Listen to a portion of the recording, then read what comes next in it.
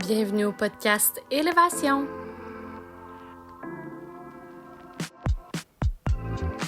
Bonjour tout le monde!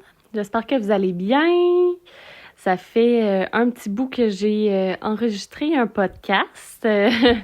En fait, depuis le début de l'année 2024, j'ai pris un petit break qui était nécessaire.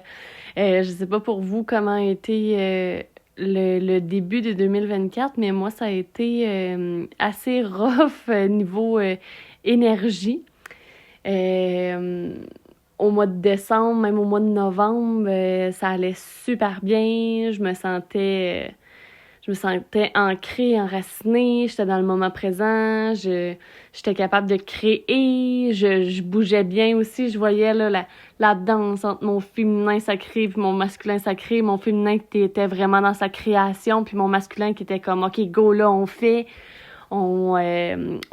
la promo de ce que tu veux créer, on fait toutes les choses sur le site web, sur la page Facebook. » Au mois de décembre, c'est ça, j'ai finalement lancé ma retraite, une retraite que je voulais faire depuis assez longtemps, qui va se donner au mois de mars.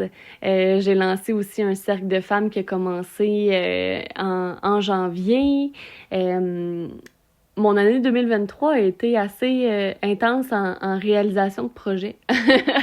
Ça a été une très, très bonne année parce qu'on dirait que toutes les années avant, j'avais plein d'idées de projets, puis ça a juste resté sur la glace. Puis là, en 2023, boum, c'était le temps de réaliser ces projets-là.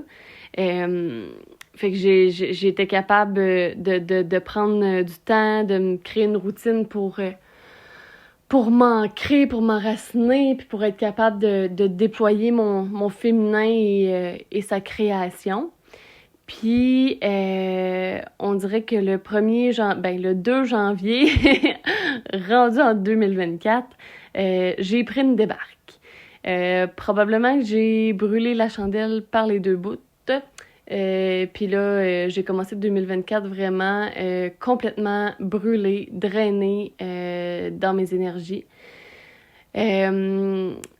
Pour moi, ça a été difficile parce que je suis beaucoup dans « OK, go, go, go, faut que je fasse ci, faut que je fasse ça ». Puis j'ai pas choisi non plus le meilleur des modes de vie présentement où je me permets pas vraiment d'avoir des temps de pause, en voulant avoir ma business, en faisant des massages, des soins énergétiques, en faisant le podcast, les retraites, les méditations, les cercles de femmes, puis tous les autres projets qui roulent en même temps, en étant maman d'un petit garçon que j'ai 24/24 avec moi parce qu'on se prépare pour faire l'école à la maison.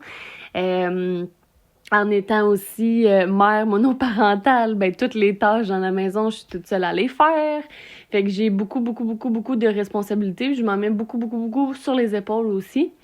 Fait que c'est ça, j'ai probablement brûlé la chandelle par les deux bouts. Et là, mon corps m'a dit « OK, là, c'est le temps de prendre un break. Faut que tu dormes. » Fait que toutes mes routines ont pas mal pris le bord. Le matin, normalement, je me levais toujours 1 heure avant Jake pour pouvoir faire ma méditation, m'enraciner correctement, faire mon breathwork, lire un petit peu, faire mon yoga. Puis à partir du 2 janvier, ça a vraiment tout pris le bord, complètement. Je voulais plus me lever le matin, je voulais dormir le plus longtemps possible. Puis dans la journée, vu que j'étais avec mon garçon, je prenais pas nécessairement le temps non plus de m'enraciner. Fait que je me suis sentie vraiment, tout mon mois de janvier, je me suis sentie vraiment dans les airs, là, complètement déconnectée et vraiment pas enracinée ici et maintenant. Même le soir, j'étais tellement fatiguée que je le couchais puis je m'en allais me coucher aussi. Fait que c'était pas plus le temps... Je prenais pas plus le temps pour moi, pour faire mes choses, pour prendre du temps pour moi. Puis là, justement, à la fin janvier, j'ai eu une guidance avec une médium.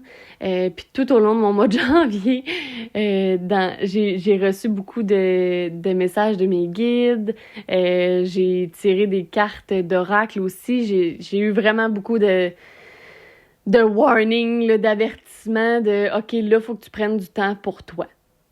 Faut vraiment que tu fasses de la place pour toi-même dans ton horaire. Puis là, c'est le sujet de mon podcast aujourd'hui parce que en parlant avec beaucoup de femmes autour de moi, on est toutes pas mal dans le même bateau. Hein? On est toutes là à courir après le temps. On fait toutes les autres choses autour, que ce soit le ménage, la bouffe, s'occuper des enfants, le travail. Mais nous-mêmes, on passe toujours en dernier. Fait qu'on prend jamais ou presque jamais de temps pour nous. Puis là, c'est le message qui m'a été envoyé, c'est « OK, là, il faut que tu prennes du temps pour toi. » Et justement, la médium que j'ai vue m'a dit « Là, il faut vraiment que tu regardes ta routine, puis que soit que tu délègues des choses, des tâches ou peu importe, ou que tu élimines complètement de ton horaire. » Fait que là, je suis comme dans ce processus-là présentement, d'essayer d'éliminer des choses, de déléguer des choses. J'ai parlé avec une de mes amies, puis elle m'a dit, ben regarde toutes les choses que t'aimes pas faire. Fait que là, je me dis, bon, le ménage, j'aime pas ça faire ça. Bon, ben parfait, on va trouver une femme de ménage. Fait que là, je suis comme à la recherche d'une femme de ménage. Je m'enlève une tâche. Bon, la vaisselle. J'étais écœurée de faire la vaisselle. Parfait, on fait rentrer le lave-vaisselle. Là, le lave-vaisselle, il est là. Ça m'enlève une tâche de vaisselle. Fait que je m'enlève des petites tâches ici et là.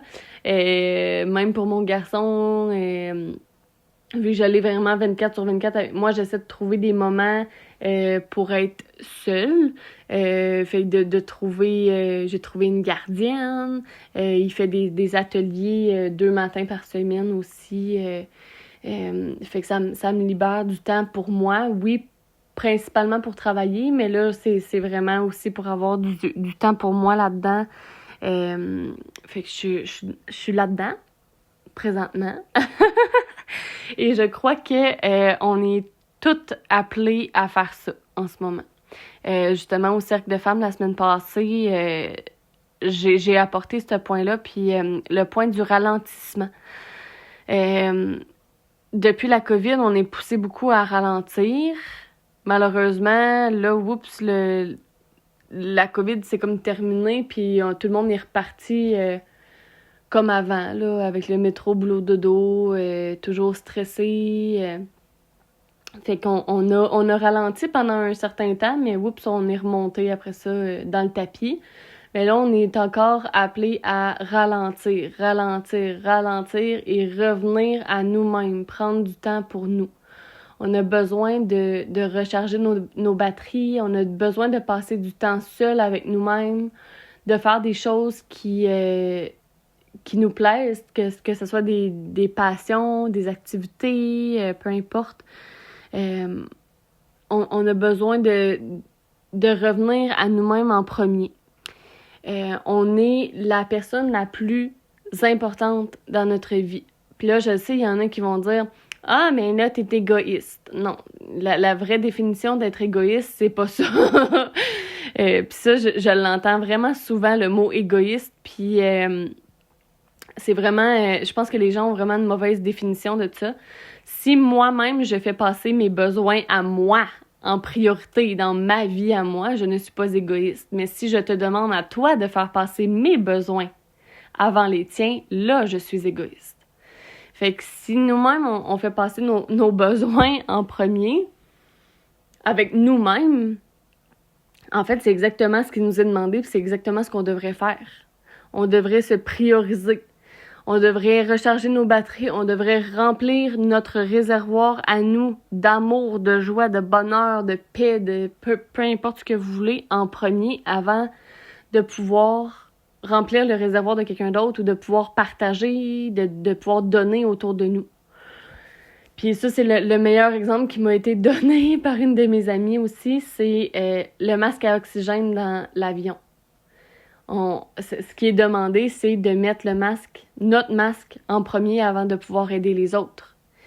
Fait que là, dans cette situation-ci, là, moi, je suis là, la superwoman, là, puis il y en a plusieurs qui vont probablement se reconnaître là-dedans, dans la superwoman, de vouloir tout faire, puis d'être là pour tout le monde, puis tout ça, mais au bout du compte, on gruge totalement notre énergie, on vide nos batteries, on donne à tout le monde, puis au bout du compte, il nous reste absolument rien pour nous ou des miettes, quand ça devrait être le contraire. Fait que si on remplit notre réservoir à nous d'amour en premier, par exemple, on va être capable de redonner de l'amour après ça. Si notre réservoir d'amour il est vide, comment qu'on fait pour donner de l'amour? C'est impossible. Fait que si notre réservoir d'énergie est vide, on peut pas donner de l'énergie puis de l'attention à quelqu'un non plus. Fait que c'est ça. La priorité, c'est de revenir à nous-mêmes. J'ai également fait une retraite tantrique en janvier. C'était quelque chose qui m'intéressait depuis très longtemps. Je pense que j'en parle depuis l'année passée. Puis je repousse. Puis je me disais, je suis trop gênée, j'irai pas. Puis là, finalement, je me suis dit, non, là, ça fait assez longtemps que tu niaises. Go, inscris-toi. Fait que j'ai été faire la retraite tantrique et je referai un podcast par rapport à ça. Je voulais vraiment faire un podcast par rapport à mon expérience, par rapport à ce que j'ai appris au niveau du tantra. Parce que je pense que c'est une autre chose aussi que les gens ne connaissent pas. J'ai remarqué ça justement avant d'aller faire ma retraite. J'arrêtais pas d'en parler autour de moi. Ah, je m'en vais faire ça. Puis là, le monde me disait tout, tu sais ce que c'est, hein, le tantra? C'est du sexe. Ouais, non, c'est pas juste du sexe, c'est pas ça. C'est l'énergie sexuelle. C'est l'énergie sexuelle qui est l'énergie vitale. On en a besoin.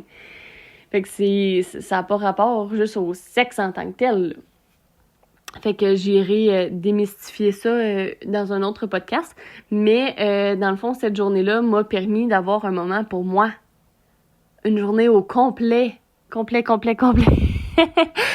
Pour moi, toute seule, avoir un moment pour moi, de pouvoir faire des exercices, des rituels et tout, puis de me connecter à moi-même, à mon énergie sexuelle, à mon énergie de création. Fait que c'était comme un autre signe dans mon mois de janvier qui m'a démontré, OK, là, t'as besoin d'avoir du temps pour toi. Donc, c'est ça. C'est ce que je voulais vous partager aujourd'hui dans ce podcast parce que je sais que je suis vraiment pas la seule dans cette situation-là. Si jamais ça vient vous chercher, que vous voulez en discuter et tout, ça va me faire plaisir. Peut-être que j'aurai des idées pour vous aider là-dedans. Moi-même, je suis encore là dans cet apprentissage-là d'essayer de déléguer, de laisser aller des choses, puis de modifier, remanier mon horaire pour avoir plus de temps pour moi.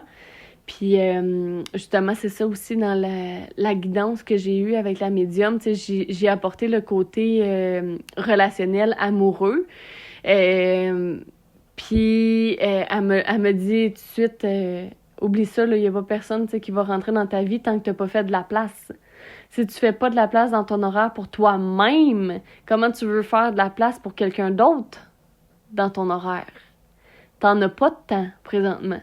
Fait que là, moi, je suis là depuis 2 ans à essayer de manifester la bonne personne dans ma vie. Dans le fond, je manifeste un peu dans le beurre parce que je fais pas de place pour la bonne personne à entrer dans ma vie. Fait que l'étape numéro 1 est de prendre du temps pour moi, puis après ça, de faire de la place pour quelqu'un d'autre. Donc, je crois que j'ai fait le tour pour aujourd'hui. C'est ça, comme à l'habitude, si jamais vous avez des questions, quoi que ce soit, si vous avez des commentaires, que vous vivez des situations similaires, vous pouvez m'écrire. Et on se voit dans un prochain podcast, probablement par rapport au tantrisme. Donc, je vous souhaite une excellente journée. Bye bye!